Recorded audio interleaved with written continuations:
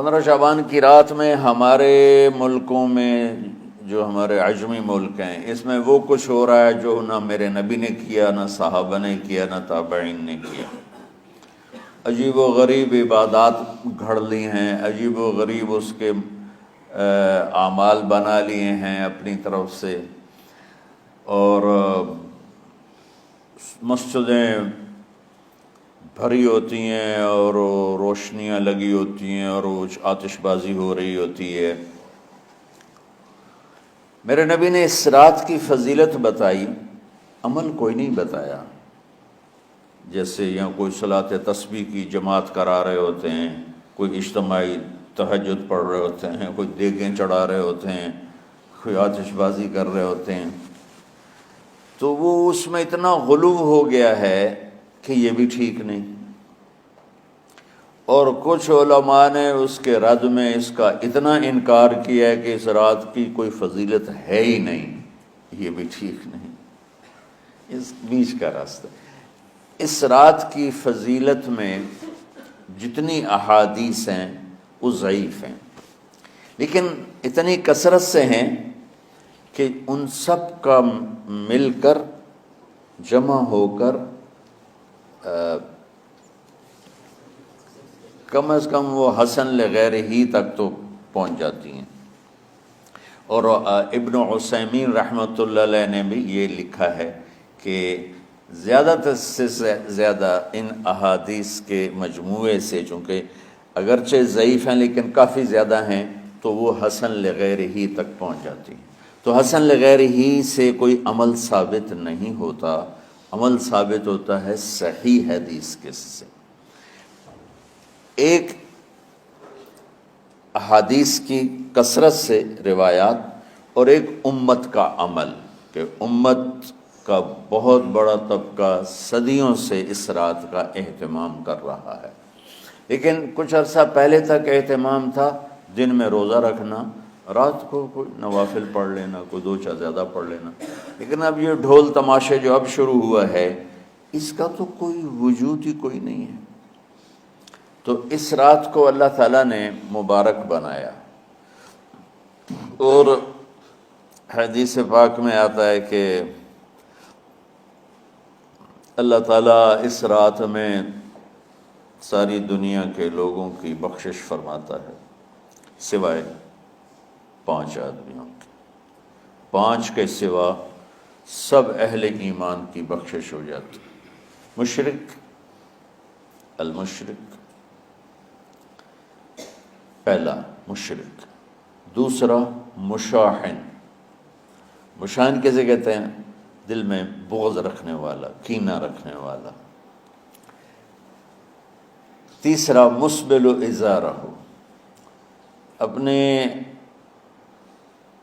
پاجامے شلوار چادر کو ٹخنوں سے نیچے تک لے جانے والا، لیکن ایک شرط کے ساتھ کہ وہ تکبر کی وجہ سے ہو، سستی کی وجہ سے ہے، غفلت کی وجہ سے ہے۔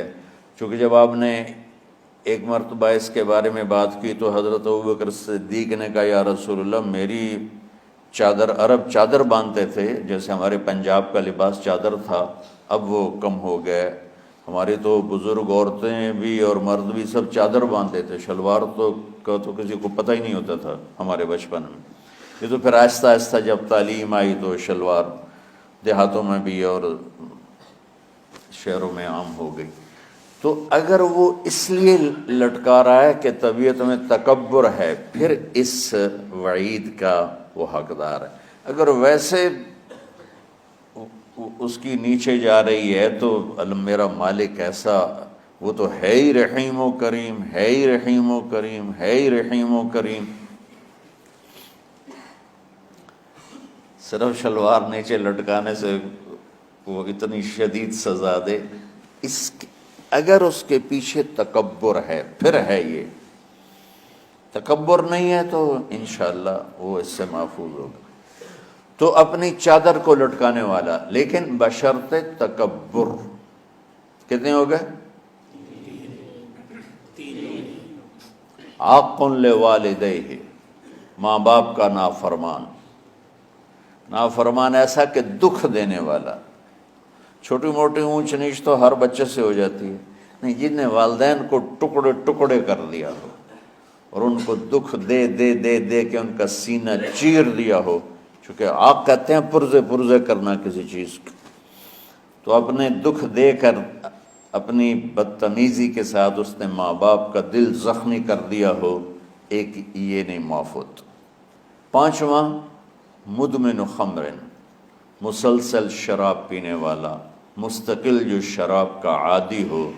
ان پانچ کو مؤخر کر دیا جاتا ہے. معافی نہیں ہونے کا مطلب یہ نہیں کہ اللہ تعالیٰ کبھی معاف نہیں کرے گا. معافی نہ ہونے کا مطلب یہ ہے کہ یہ پانچ ایسے گناہ ہیں کہ اس کی وجہ سے بخشش رک جاتی ہے. اگر وہ شرک سے نکل آئے، وہ کینہ سے نکل آئے، وہ تکبر سے نکل آئے، وہ والدین کی نافرمانی سے نکل آئے، شراب چھوڑ دے، تو ان کی بھی بخشش ہو جاتی. جب کوئی توبہ کرے گا فوراً بخشش ہو جائے گی. نہ 15 شعبان کی ضرورت ہے، نہ لیلۃ القدر کی ضرورت ہے، نہ بیت اللہ جانے کے ساتھ توبہ کی شرط ہے. جہاں بھی وہ بیٹھ کے توبہ کرے گا، جس لمحے میں کرے گا، اسی وقت اس کی توبہ قبول ہوگی اور اللہ اس کے پچھلے سارے گناہوں کو معاف فرما دے گا.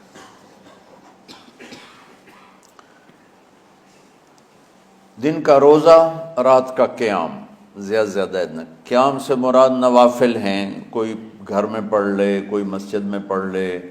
نوافل، نفلی عبادات گھر میں ہی افضل ہوتی ہیں. میرے نبی سنتیں ہمیشہ گھر سے پڑھ کے آتے تھے. تہجد اپنے گھر میں پڑھتے تھے، مسجد میں نہیں پڑھتے تھے. سوائے اعتکاف کے آپ اپنے نوافل سنتیں سب گھر میں پڑھتے تھے اور مسجد میں صرف فرض آ کے ادا فرماتے تھے. اور اس کے بعد بیٹھنا ہوتا تھا تو بیٹھ جاتے تھے، اٹھنا ہوتا تھا تو اٹھ جاتے تھے. تو اعتدال اللہ کو ہر چیز میں پسند ہے. دنیا جو مختصر ہے اس میں کیسے پسند نہیں ہوگا؟ آخرت جیسے معاملے میں بھی اللہ ہم سے کہہ رہا ہے اعتدال، امتن وسطا. ایسے عیسائیوں کی طرح ترک دنیا بھی نہ کرو، یہودیوں کی طرح دنیا کے پیچھے نہ پڑ جاؤ. رزق حلال بھی کماؤ، اپنے بچوں کو بھی دیکھو، اپنے فرائض کو بھی دیکھو جو دنیاوی ہیں، اور اللہ سے بھی اپنا معاملہ ٹھیک کرو اور درست کرو. بعد کے زمانے میں صحابہ کے بعد سے ہی ایک انتہا پسندی امت میں آئی. ساری ساری رات جاگنا. فلاں بزرگ تھے، وہ رسے سے اپنے بالوں کو باندھ لیتے تھے کہ نماز پڑھتے پڑھتے جب نیند آئے اور جھٹکا لگے تو رسے سے بندھے ہوئے بالوں سے اس جھٹکے سے تکلیف ہو اور ان کی آنکھ کھل جائے اور پھر نفلوں میں شروع ہو جائے. ایک فلاں بزرگ تھے، وہ اپنے آنکھوں میں نمک کا سرمہ لگاتے تھے تاکہ آنکھیں جل جائیں، اس میں وہ جلن پیدا ہو جائے اور نیند اڑ جائے. یہ ایسے واقعات بھرے پڑے ہیں. فلاں بزرگ تھے، انہوں نے 30 سال عشاء کے وضو سے فجر کی نماز ادا کی. یہ اپنی جگہ پہ بزرگی ہے، لیکن یہ بھائیو یہ دین ہم پیش نہیں کر سکتے.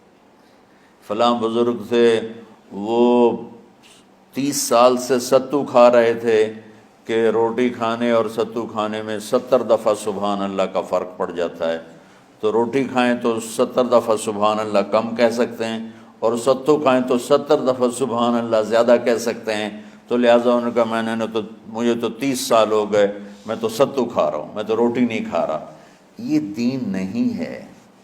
یعنی یہ وہ دین نہیں جو ہم انسانیت کو پیش کر سکیں. یہ تو لوگوں کو دوڑانے والی بات. یہ راہبانیت کی شکل ہے. یہ وہ دین نہیں جو ہم لوگوں کو پیش کریں گے تو وہ کہیں گے واہ واہ واہ واہ کیا دین ہے بھائی، قبول کرو. یہ ایک قسم کا غلو آیا. میں ایک حدیث سناتا ہوں، بخاری شریف میں بھی ہے، مجھے اب ہر شے بھول گئی. لیکن وہ ہے نہی الغلو، اس طرح کر کے آپ لوگ زیادہ جانتے ہوں گے جو پڑھ رہے ہیں کہ غلو سے نہیں۔ حدیث آپ کو سب کو یاد ہوگی کہ 3 صحابہ آئے اللہ کے نبی کے گھر اور پوچھا کہ اللہ کے نبی رات کیسے گزارتے ہیں؟ تو گھر والوں نے کہا سوتے بھی ہیں، جاگتے بھی ہیں، کھاتے بھی ہیں۔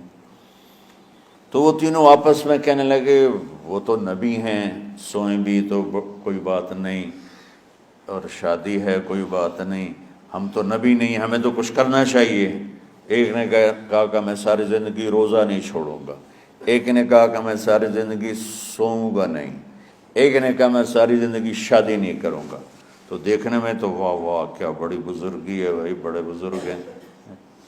ہمارے نبی کو پتہ چلا آپ نے تینوں کو بلا لیا، کہ تم مجھ سے زیادہ اللہ سے ڈرنے والے ہو، میں تم سے انا اتقاکم